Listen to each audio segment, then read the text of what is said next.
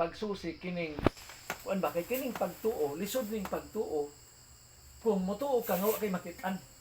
Tanalitan mangutan ako nimo. Mutuo ba ka nga naay Dios? Salamat kay kinituoday ka. Nakakita na ka nga naay Dios. Wala pa pero tuod ko. Mao nay nindot. Amen. Kay dunay mga tao nga dili gyud motuo og Dios. Karon ato ning hisgutan ang gahom sa Dios dinis balang kasulatan. Susihon na to niya. Maayo na mo kam sister. O di pa kaayo pod maka madumduman na nimo sister ang kuan. Ang lasay ko di ko kay Di ako na lang. Ah, Ako na lang. Aron si sister, yan na lang i-concentrate ang iyang pagpaminaw, no? So ni ata atong tan-aon. Okay, uban nilang ko. Aprilusyo.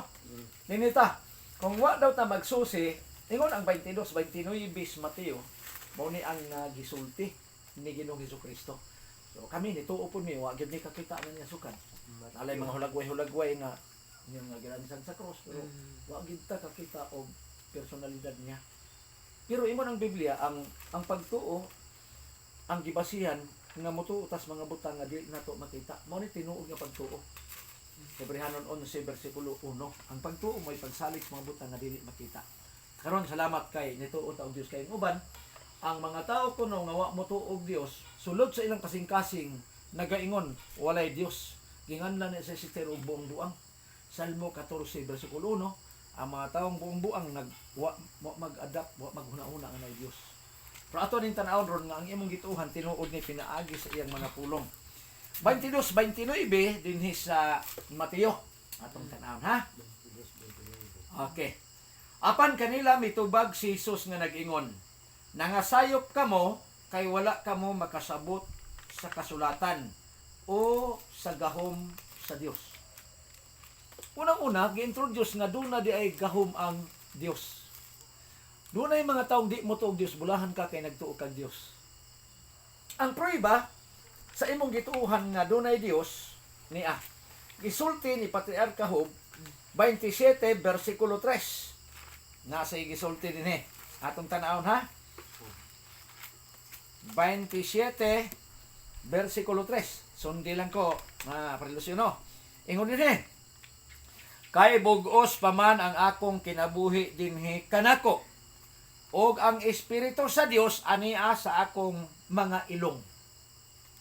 Mao na ni ang unang prueba nga bisag wa ka kakitang Dios, nituo kang Dios, mao ni ang prueba nga tinuod gyud nga naay Dios. Ano man? Naman ka ilong. Namangutan na ko nimo sister. Pila na may imong panuigon karon? 38. Okay, salamat kaayo. Nilabang na kas katunga sa goal gyud sa kinabuhi kay we are only 70. Karon 38 naman ka imong gituuhan nga naay Dios. Anam-anam ni nga atong ipruiba nga ang atong pagtuo nga naay Dios ato gyud nga tinud-on kanang nagyud tay ikapruiba nga naa gyud Dios. Ano man? Kay pag ingon ni Patriarka Job kay bugos pa man ang akong kinabuhi dinhi kanako ang espiritu niya sa akong mga ilong.